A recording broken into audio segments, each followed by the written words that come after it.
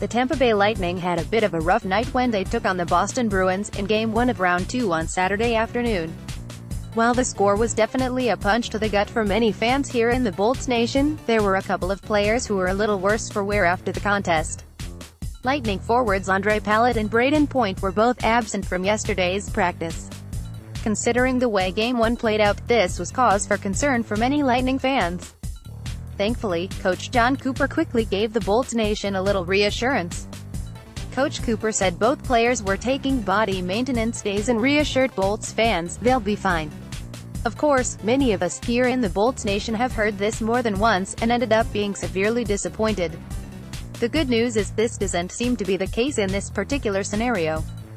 Coach Cooper announced this morning that both Ondrej Palat and Brayden are good to go and are expected to play tonight in Game 2 against the Bruins. This is definitely music to the ears of Bolts fans. As some Lightning fans may know by now, Brayden was on the receiving end of a rather nasty cross-check at the hands of none other than Boston's resident goon Brad Marchand. It should come as no surprise to anyone who has witnessed the NHL's officiating brilliance this season. There was no call made on the play. Point was clearly shaken up on the play, being attended to on the bench by Lightning head athletic trainer Tom Mulligan. Point was able to remain in the game, but this doesn't mean he wasn't still feeling the effects of the cross-check from Marchand. Thankfully, a day away from the ice seemingly did the trick, and he, along with Palat, are ready to get back down to business tonight as the Lightning looks to rebound against the Bruins. Unfortunately, this will not be without their fair share of adversity. The Bruins are a very physical team, as can be noted by just about any game the Lightning has played against them this season. Also, the Bees have an incredibly skilled top line. This means the Bolts defense is going to have to not only be prepared to lay down some hard hits but work overtime to shut down the top line.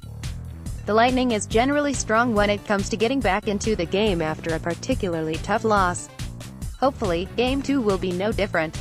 The Lightning needs a solid win tonight to shift momentum before the series heads to the TD Garden in Boston for Games 3 and 4. The puck is set to drop at 7 p.m. tonight from the Amalie Arena in the heart of beautiful downtown Tampa.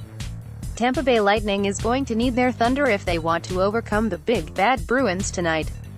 It's time for everyone here in the Bolts Nation to bring their A game and show them how it's done.